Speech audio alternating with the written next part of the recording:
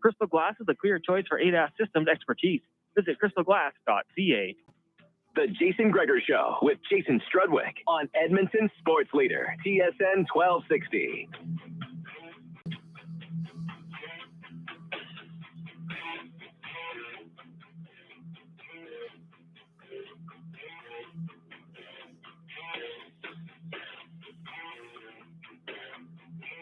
Greger, Strudwick, Connor Halley with you, and I'm the Sports Leader TSN 1260. As we get to the racing report brought to you by CanTorque.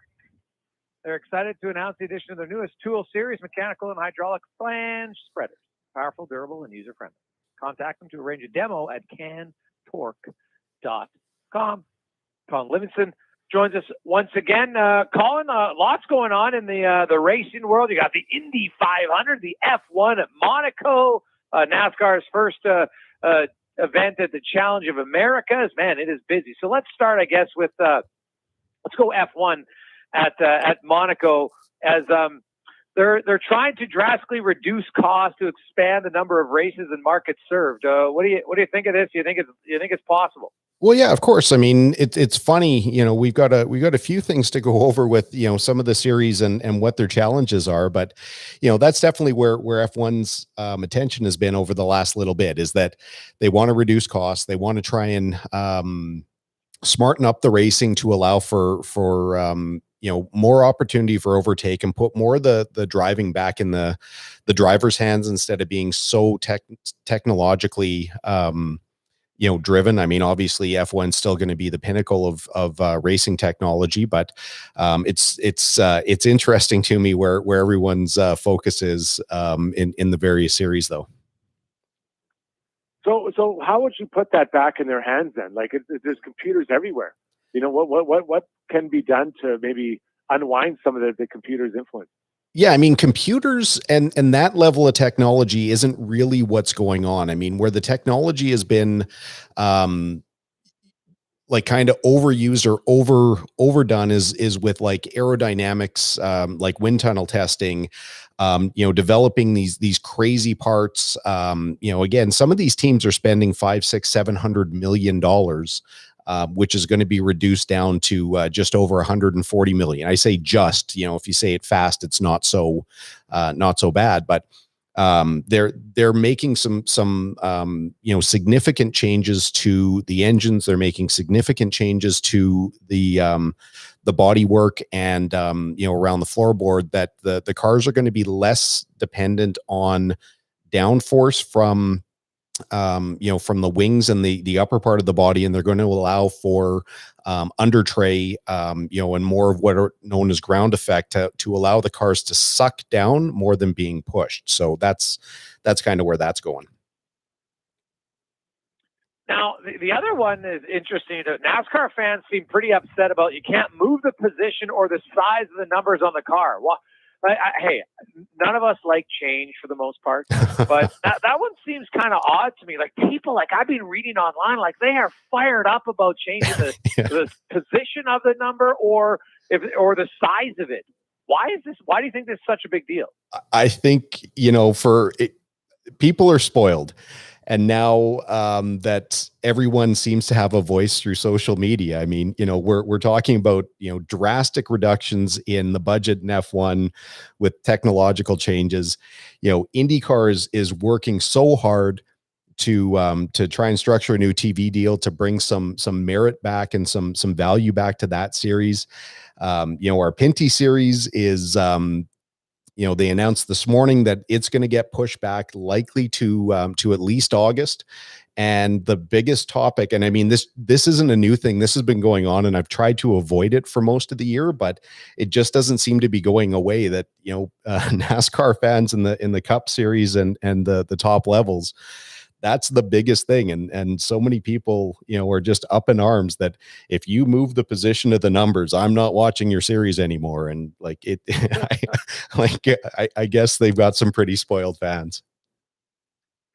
Talking all things racing for the CanTorque Racing Report with Colin Livingston. And Colin, sticking with the IndyCar, another race gets dusted here. The Toronto Indy Council for the second year Is it hard for these guys to kind of keep the momentum they had, for these races, like the promoters, or are they able to kind of know that, let's say year 3, it happens for sure, they'll be back to where they were pre-COVID? Yeah, I mean, with Indy, it's not a new race. It's definitely one of the showcase events for IndyCar.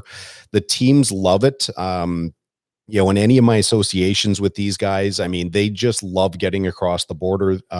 Toronto's a really unique situation because where the racetrack is at the exhibition center is just on the outskirts of downtown. So everything's right there. It's a 5-minute cab ride. It's a 20-minute walk, which I've done many, many times. You've got the background of, Canada's largest city. They'll be fine. And the race will come back there. I mean, the series definitely values Canada. We've produced a number of great drivers, and we have a lot of really supportive fans here. I'm sure they'll, that's not a consideration. It's tough for organizers that, they line up sponsors, they line up, events and all the surrounding, support, events and series and things like that. And, to have them keep getting canceled is discouraging. But no, I'm, as the vaccinations are rolling out, and I think the restrictions will wane over the year, we'll definitely be back more to normal next year. So Indy 500 qualifying goes this weekend. Anyone specific you're watching that we should be looking for? No, I'm watching right now as we're talking. I've got the live feed on a laptop, so I've this is my nerddom or my geekdom for racing. I've had this on for like the last 4.5 hours, watching the difference between these guys running out in single car trim, which is what they're doing a variety of simulations right now, trying to get a feel for what the car's like in traffic when they draft, and then what the car's like on its own. But even though they've been testing now for 3 straight days, they've got 6 or 8 hours of testing per day. 6 hours of testing per day. We don't know, and nobody, even the teams, won't really know what the cars have until tomorrow, when the series allows the teams to increase the boost level of the turbochargers. They're predicting that the corner entry speeds are going to go up by roughly 10 miles an hour. And some of these guys are entering, turn 1 and turn 3 at over 230 miles an hour. So it's going to be a crazy difference. They'll get the 1 day of practice tomorrow with qualifying boost levels. And then obviously they go into qualifying Saturday and Sunday. But yeah, it's just going to be a crazy week. Once they finish on Sunday, they're off track until what's called Carb Day on Friday next week, and then the big Indy 500 next Sunday. You're listening to the CanTorque Racing Report on the Jason Greger Show, joined by Colin Livingston, the man who self-proclaimed invented the original flange. Is that true, Colin? That is not true. No, I did not invent the flange. Well, it was in my notes here, so I just thought I'd slip it in there. But we've improved. Yeah, we didn't invent the flange, but we definitely improved the technique for getting them together. You didn't invent it; they improved it. That's for sure. Yeah. Let's look at F1. It was supposed to be some Turkish GP, but that was canceled. And they're moving things around up and down week. I'm curious, and in F1 and all the racing, when you have this type of required flexibility to get the races in, does that affect preparation for teams and racers moving into these races? No, not so much, because your car, the platform is basically the same no matter where you go. The teams, in F1, they have different, for lack of a better term, different aggression of their wings. So they can run, in simple terms, they can run a real high downforce wing, a medium downforce wing, or a low downforce wing, depending on how fast the track is. But they don't, that's something that happens in very short order.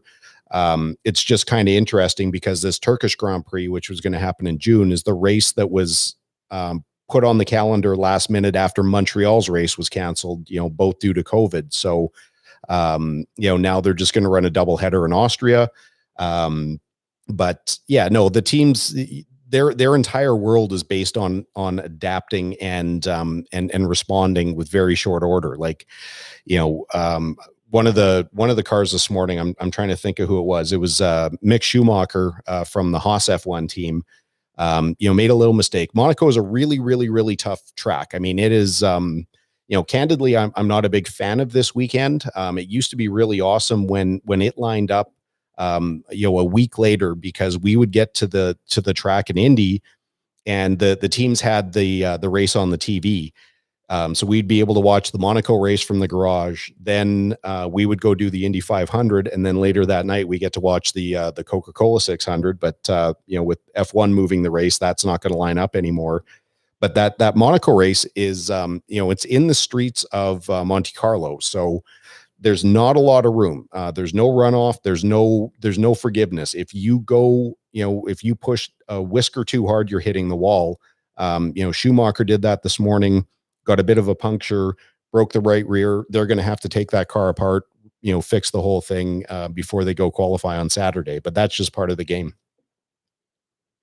Colin Livingston joins us. Colin, usually the Monaco Grand Prix is typically next weekend, but they've moved it up. It's going to be this weekend. So you look at F1, and Hamilton's obviously doing what Hamilton does. At Monaco, is there anyone you feel that can give him a run for his money? This, after watching practice this morning, I would have had a couple of predictions, but man, Ferrari really, they jumped to the top of the timing sheets at the end of FP2 this morning. So they indicated that they basically threw everything that they had at the car. They think that Mercedes and Red Bull are saving something for the weekend.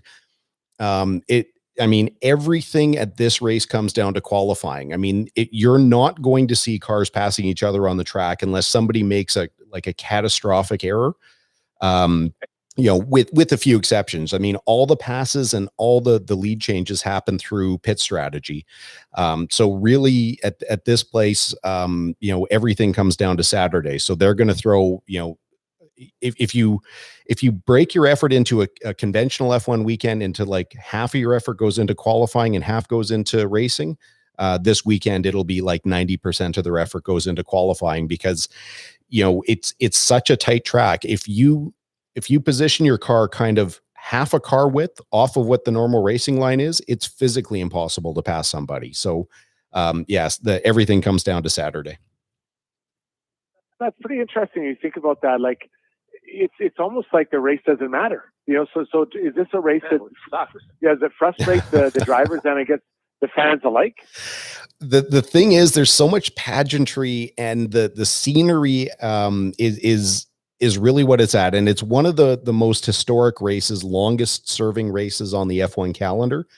As far as a race goes, I agree. It's a terrible race. I mean, I love seeing the overtakes. I love seeing the challenges, but watching these cars rip through the streets of this, super old city, it's pretty cool in its own right. But yeah, I'm always more than happy when Monaco's past date is in the calendar and we're moving on. And one last one for me, Colin. So we've talked about Monaco, and that's a little bit different. Now you go to NASCAR, and hey, Hendrick Motorsports had finishing 1, 2, 3, 4. Yeah, has that ever happened before?